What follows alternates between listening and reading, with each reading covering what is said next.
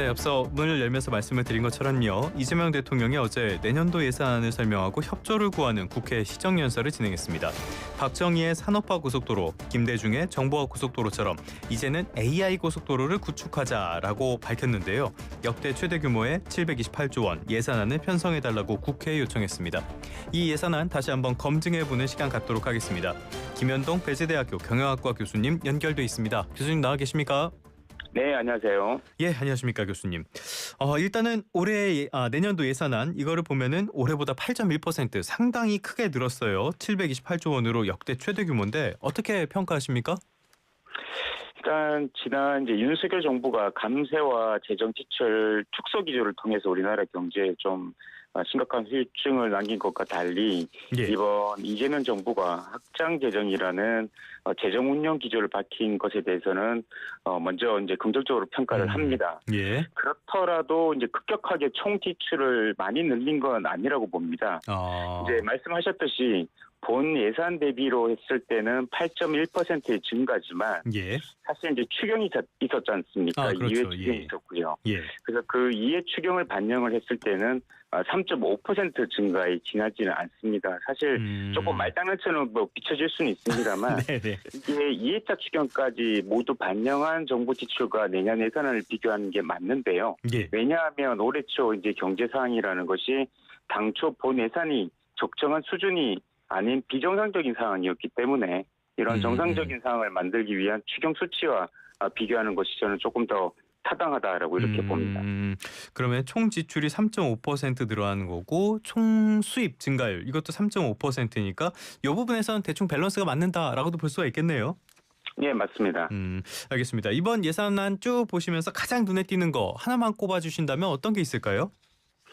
사실 증가 부분이 굉장히 큰 부분들이 아무래도 정부가 조금 정책적으로 힘을 주려고 하는 부분이 되겠죠. 예. 그래서 그게 증가율로 봤을 때는 19.3%가 증가하는 R&D 부분이다라고 말씀드릴 수가 있습니다. 그게 지금 이재명 대통령이 강조하는 AI 부분이 또 포함된 부분이기도 하고요. 예, 알겠습니다. R&D 부분 말씀해 주셨는데요. 전반적으로 보면은 국방이 66.3조 원, AI 도입, 공공 분야에 2.6조 원, 인재 양성에 7.5조 원 등등등 내용들이 꽤 많은데 핵심 기술 개발 R&D 투자가 35.3조 원 이렇게 나와 있어요. 이 정도. 그런데 문제는요. AI에 대해서 어제 굉장히 강조를 많이 했습니다. 어제 시정연설에서 이재명 대통령이 AI를 28번 발언을 했고요. 이거를 시간으로 치면은 47초마다 한 번씩 AI 이야기를 한 거거든요.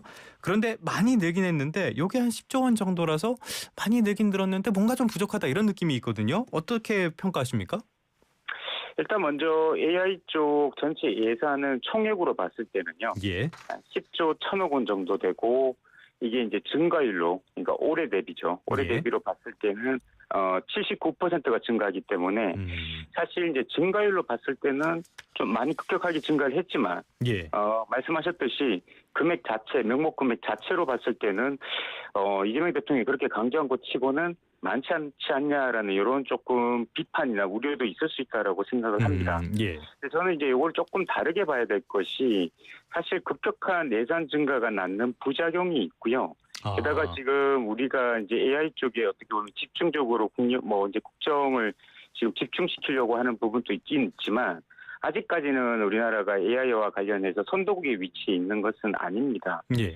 그리고 또 이 목표를 크게 높게 잡아가지고 예산을 많이 투입한다라고 하더라도 실제로 그 재정 지출의 효과 정말 돈을 쓸 수 있는지는 또 다른 문제거든요. 한 가지만 말씀을 좀 드리자면 사실 지금 정부가 내세우고 있는 AI 3대 강국 목표랑 그다음에 인재 수급 현실이 좀 괴리가 많이 큽니다.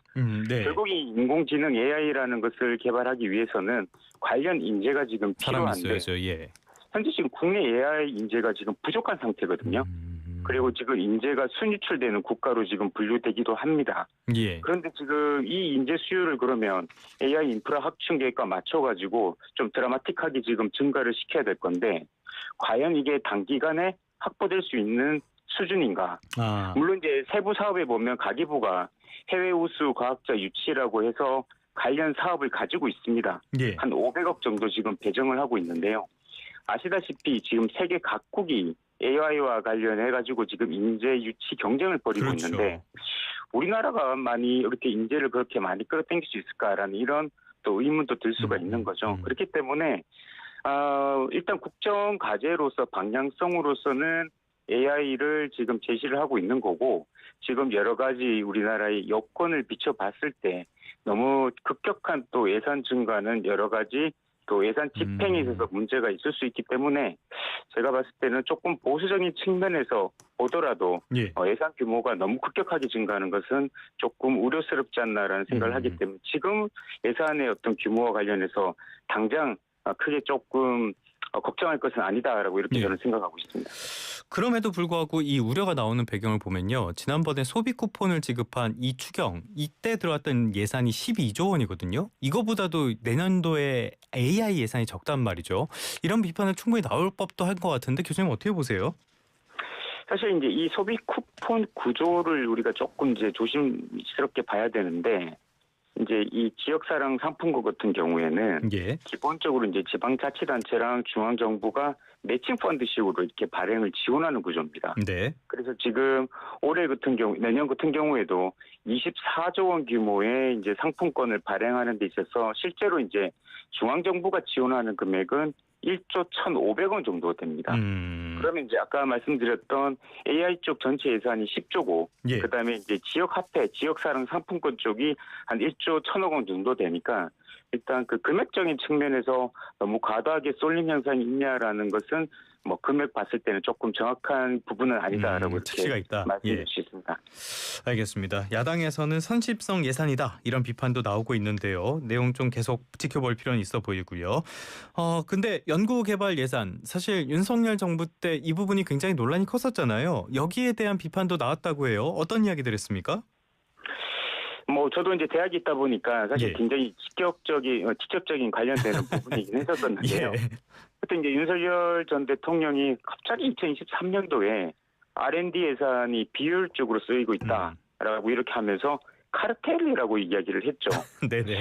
그래서 이제 이게 뭐 우리 연구자들, 뭐 교수를 비롯해서 이제 또 밑에 이제 대학원에 있는 석박사 학생들도 있고 여러 가지 이제 인건비라든지 또 프로젝트 진행이라든지 또는 뭐 이제 중견 연구자에 대한 지원 사업이라든지 아무튼간에 기초과학과 관련해서 연구와 관련해서 지원되는 부분이긴 한데 예. 그러면 물론 이제 정부 예산이라는 게 비효율적으로 쓰이는 부분은 당연히 있을 수밖에 없습니다. 우리나라뿐만이 아니라 모든 나라가 그런데 그렇다면 이제 카르텔이라고 이렇게 지적할 만큼 어떤 정말 비효율적인 그렇게 해서 R&D 예산을 무려 그때 당시에 한 4조 6천억 정도를 삭감을 했습니다. 네네네. 그 정도 삭감을 했다면 뭔가 이제 근거가 있어야 되는 거잖아요. 네. 그런데 이제 그때 이제 카르텔이라는 이야기 나오고 난 다음에 과연 어느 쪽 부분에서 그렇게 국세가 혈세가 새고 있는지에 대해서는 명확하게 제시가 안 된 걸로 저는 알고 있습니다.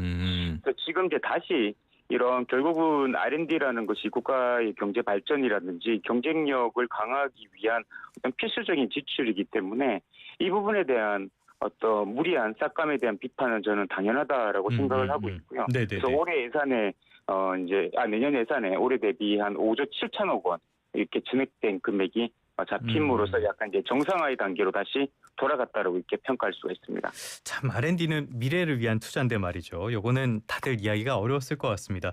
자, 지금까지 교수님 말씀을 쭉 들어보면요. 확장 재정은 필요한 시점이다. 거기다가 AI 예산 같은 것들은 일단은 괜찮은 수준이다 말씀을 해주셨는데 그렇다고 해도 또 다른 걱정거리가 되는 게 또 있어요. 올해 말까지 국채 나라 빚이 1,300조 원이고요. 이게 내년 말이면 1,400조 원이 넘는다고 해요. 내년에 관리 재정 수지 적자가 109조 원. 그래서 GDP 대비 국가 채무 비율이 51.6%까지 높아진다. 재정은 괜찮습니까? 일단 국가 채무는 지금 계속 뭐 이제 언론이라든지 여러 또 일부 측에서는 국가 재정 건전성, 국가 채무에 대해서 지금 우려의 목소리를 계속 내고 있는데 예. 이건 하나 수치로 팩트로 먼저 말씀을 드리면 예. 사실 그렇게 우려할 수준은 아니다. 당장은. 예. 당장은 아니고. 당장은 아니다. 예. 예, 왜냐하면 지금 보통 이제 국제 우리 비교, 다른 나라의 어떤 나라 빚 수준과 비교를 하기 위해서는 우리 이제 전문가들이 쓰는 이야기지만 국가 채무보다 일반 정부 부채라는 이런 데이터를 씁니다. 예. 그게 이제 D2라고 이렇게 불리곤 그쵸, 하는데 예. 우리나라가 지금 53.4%고요. 그다음에 이제 선진국 평균이 2025년 GDP 대비 110%입니다. 예. 그러니까 절반 수준인 거죠. 예. 물론 이제 우려할 부분은 있습니다. 그게 바로 뭔가 하면 나라 빚이 증가하는 속도, 그게 조금 다른 나라에 비해서는 빠르다라는 그런 우려는 맞는 지적이긴 합니다. 네네네. 그다음에 두 번째가 결국은 빚을 내는 거니까 공짜가 아니죠. 이자가 발생을 그렇죠. 합니다. 예. 네, 그래서 이제 GDP 대비 이자 비용이 또 비율이 증가할 것으로 보는 이런 문제가 있는 거죠. 그러면 이제 이 문제를 어떻게 우리가 해결할 것인가? 재정 지출을 축소하는 게 아니라 사실 국가가 일반 정부가 기본적으로 지출해야 되는 어느 정도의 비중이 있습니다. 예. 그 비중을 유지를 해야 되기 때문에 그러면 지금 국가 채무 때문에 그 비중을 줄이는 것은 오히려 역행하는 거고요. 예. 결국은 세금을 늘림으로써 이런 불필요하게 빚을 늘리는 행위를 줄이는 것이 바람직한 방향이다라는 거죠. 알겠습니다. 방향성에 대한 말씀까지 들어봤는데요. 예산안 법정 처리 시한이 다음 달 2일 12월 12일까지고요. 그런데 어제 국민의힘은 시정연설 자체를 보이콧을 해버렸습니다. 3년 만에 똑같은 일이 반복이 돼서 보시는 분들 많이 화가 나셨을 것 같은데 이럴 때 정부 여당, 야당과 어떻게 소통을 해나가야 할까요? 원론적으로 말씀을 드리면 여당과 야당이 예. 잘 소통을 해가지고 법정 기한 내 처리를 위해서 노력을 해야 되겠지만 사실 지금 우리 여야의 어떤 상황, 정부를 보자면 쉽게 이루어질 것 같지는 않습니다. 네. 왜냐하면 또 추경호 전 원내대표 지금 구속영장이 지금 청구된 것 때문에 또 이제 국민의힘이 보이콧을 또 어제 했었었고요.